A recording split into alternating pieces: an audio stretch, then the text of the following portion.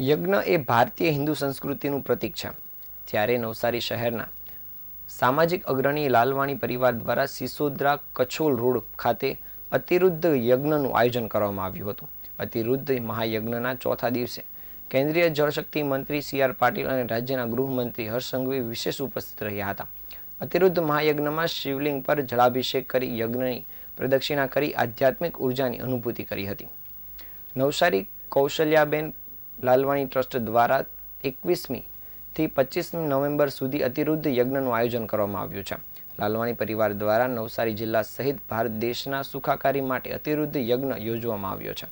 Shrimati Kaushalyaben પ્રભુમલ Lalwani trust દ્વારા આયોજિત અતિરુદ્ધ મહાયજ્ઞના આજરોજ ચોથા દિવસે કેન્દ્રીય જળશક્તિ મંત્રી અને ભાજપ પ્રદેશ અધ્યક્ષ સી.આર. પાટીલ અને રાજ્યના ગૃહમંત્રી હર્ષ સંઘવી વિશેષ ઉપસ્થિત રહી શિવલિંગ પર જળાભિષેક કર્યો હતો.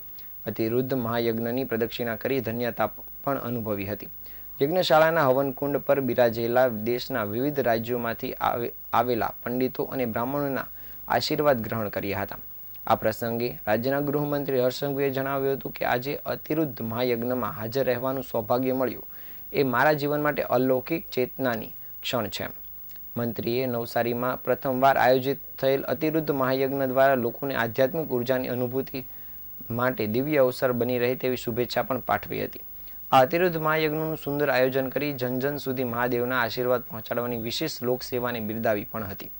આ પ્રસંગે નવસારીના ધારાસભ્ય રાકેશ દેસાઈ, જિલ્લા પંચાયત પ્રમુખ પરેશ દેસાઈ, નવસારી વિજલપુર પાલિકા પ્રમુખ મિનલબેન દેસાઈ સાથે પદાધિકારીઓ પણ ઉપસ્થિત રહ્યા હતા તેમજ મોટી સંખ્યામાં લોકો હાજર રહ્યા હતા.